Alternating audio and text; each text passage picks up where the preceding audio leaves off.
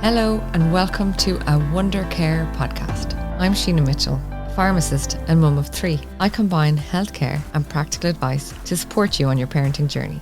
This season is all about family skincare and it's proudly sponsored by ReLife. ReLife believe your skin says how you feel, and this is so important as we explore family skincare concerns.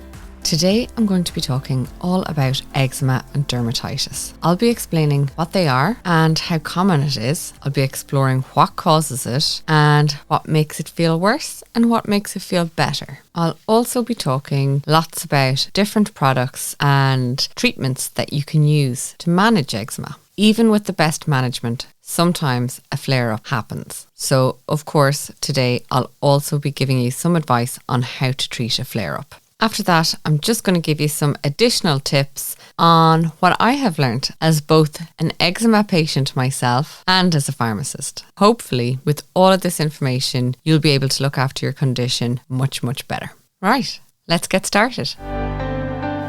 Eczema is a chronic inflammatory skin disease. Eczema and dermatitis are 2 words that are used interchangeably to define the same type of symptoms. Eczema causes red, inflamed, itchy rashes on the skin. If it's uncontrolled, it can become infected or extremely inflamed and can require more aggressive treatment. As eczema is a chronic, long-term condition, it's important to be proactive in finding a way to keep the skin calm and happy. Itchy, unhappy skin leads to scratching and damage to the skin cells. This then leads to impaired skin barrier function. The job of the skin barrier is to keep moisture in and irritants out. If this isn't working, then more irritation and skin dryness occurs. This is the most frustrating part of eczema and is commonly known as the itch-scratch cycle. It is imperative to break this cycle. In terms of statistics, eczema is the most common inflammatory skin condition in the whole world. It affects 20% of children in Ireland and 3% of adults. This is good news in a way because it shows us that 85% of children do grow out of it. Usually, if a child is going to suffer from eczema, it starts to appear before their first birthday. The most common places for it to occur are on the face, neck, trunk, and also the insides of the joints like wrists, elbows and knees. My own memories of having eczema as a child was spent in junior infants to 2nd class with my hands in bandages for the majority of time. One friend recently said she'll always remember holding my hand in the Lena and it being so dry, but that she thought it was great because her hands were always sweaty. That's what true friends are really made of. Thanks, Rachie. Prolonged itching and scratching eventually causes the epidermis to thicken. This results in leathery looking skin with exaggerated markings. Nobody wants this. If only I hadn't been an eczema sufferer, I very well may have gone on to be a hand model. I guess now we'll never know.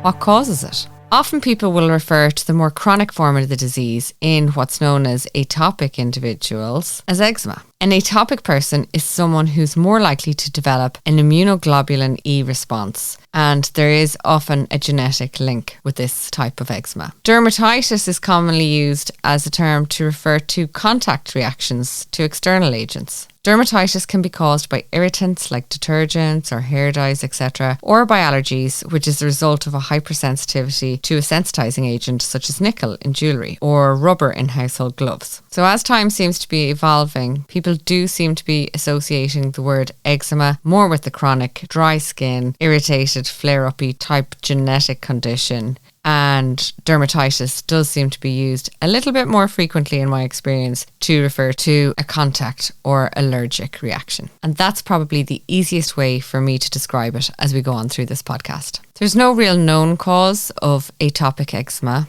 but as I said there is often a genetic link. There's also an association between eczema sufferers, asthma sufferers, and hay fever sufferers. I just want to pause for a second to tell you a little more about the award-winning ReLife products. ReLife understands that your skin reflects how you feel.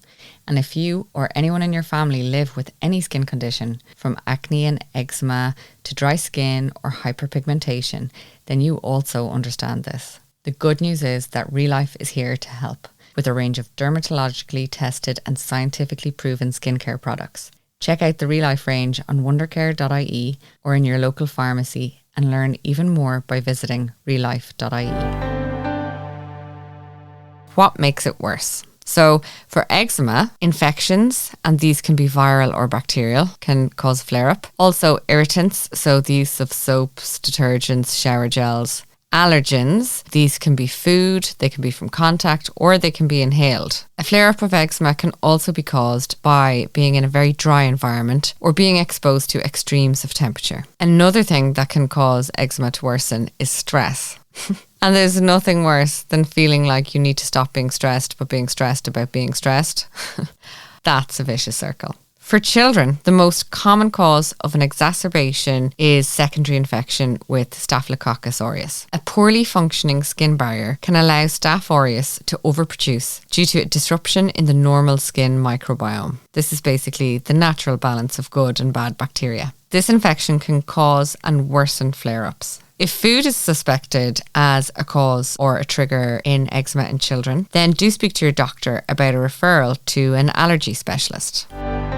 In terms of what makes dermatitis worse, well, really, we're talking about contact with an irritant or an allergen. So I did mention a few of these earlier, but common irritants include cleaning materials, hair dyes, tints, DIY products, gardening products, and detergents. Common allergens include, so for contact allergies, things like the latex or rubber in gloves, nickel in jewellery, and it can also be in buttons on trousers and that kind of thing. Also perfume, soap, cosmetics. And then for foods, some of the most common allergens include cow's milk or dairy, nuts, shellfish, eggs, and wheat. For inhaled allergens, the most common 5 would be pet dander, dust, grass pollen, tree pollen, and weed pollen. Okay, so that's a whole big list of things that can make it worse. So why don't we start looking at things that can make it better?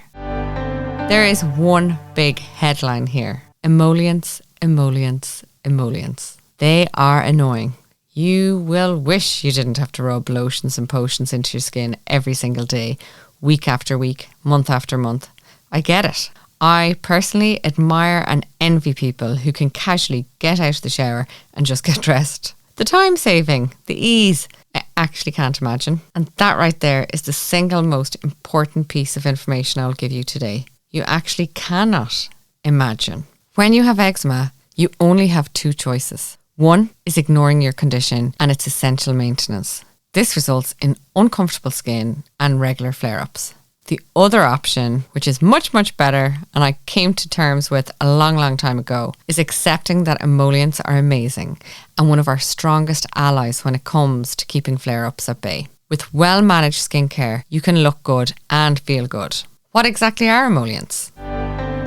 Emollients are topical hydrating agents that help to form a lipid barrier on the surface of your skin. This barrier helps to keep essential water in the epidermis. Keeping your skin barrier intact and healthy is the key to preventing itch, and therefore redness, irritation, and then more itch as the itch scratch cycle continues. You need to use them at least once daily, whether you are young or old. Use them liberally and regularly to reduce flare-ups. When you get out of the shower or bath, gently pat your skin dry. Within 3 minutes, apply your emollient, as this will help to trap some of the moisture in the skin layers. A nice daily emollient is Relazima Ultra Hydrating Lotion. It should be used every day, and it's suitable for kids and adults. While it's called a lotion, it's really more of a creamy texture, which I find more helpful than a lighter lotion. It does still absorb well though, and it contains a blend of vegetable oils and ceramides to hydrate and protect the skin, in addition to improving elasticity, which helps you to feel so much better. Another good option is Lipicar Balm from La Roche-Posay.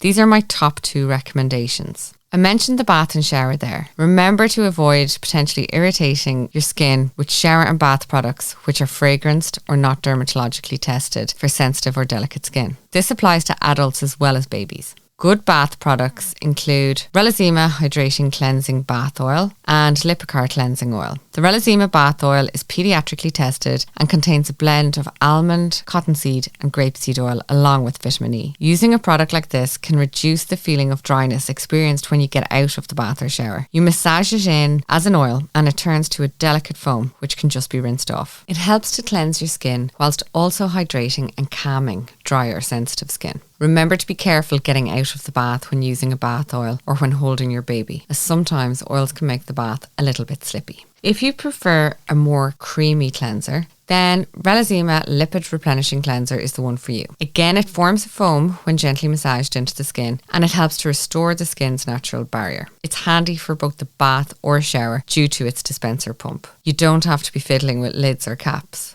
This is pediatrically tested, so it's safe for the whole family. Do remember not to rub your skin after bathing or showering. A simple, gentle pat is best, and then get your emollient on as quickly as possible. As a shampoo, and remember that just because you're using all of your skin products right, if you use a shampoo in the shower or bath, the shampoo will run down your skin when you're washing it off, and this can irritate your skin. So for a shampoo, I would use Elav as it's extremely gentle and free from soapy irritants. The natural glycerin and chamomile extract helps to leave the scalp feeling comfortable without leaving any residue on your hair. It's also pediatrically and dermatologically tested. Another nice option is the Mugu shampoo and conditioners. These are quite popular in our house. They are gentle and come in a handy pump dispenser too. If your scalp is particularly dry or itchy or flaky, then I would use Capasal Therapeutic Shampoo twice weekly until it improves. It's suitable for any age group. I'll pop links to all of these products in the show notes. So what do you do if you get a flare-up?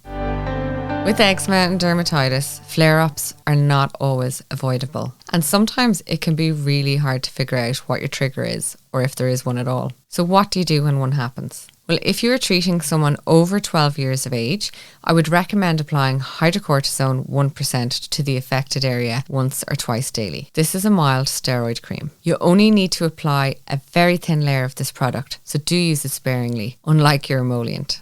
If your symptoms have not resolved within 7 days, then do see the GP, who can discuss other prescription treatment options with you. Similarly, if your skin is infected or broken, you'd be better go straight to the doctor. A brand available without prescription, so that you can just buy over the counter in a pharmacy, is Cortropin. I'll put a link to this in my show notes. This is just for kids or adults over 12 years of age and is not for use on the face unless a doctor has advised you otherwise. If your child is under 12 years of age and has a flare-up of red and itchy patches of contact dermatitis or eczema, then I would treat it with Relazima cream. This is a great steroid-free option which is suitable for children or adults. It contains lipids, emollients and antioxidants. This helps to restore the physiological skin barrier, and it has a moisturising and soothing effect. Other options include Cicaplast Balm and Mugu Irritable Skin Balm. If treating with Relazima cream is not improving your child's symptoms, then do see the GP, as there are prescription items available for children as well. If your child is suffering from skin irritation near the genital or buttock area, then Relazima Spray and Go with zinc and panthenol will be my go-to product. It's a barrier cream in the form of a light, protective and soothing spray that can be used in the sensitive areas. And this isn't just for kids. The elderly or people suffering from irritation due to chafing or allergy or even heat can also use this product.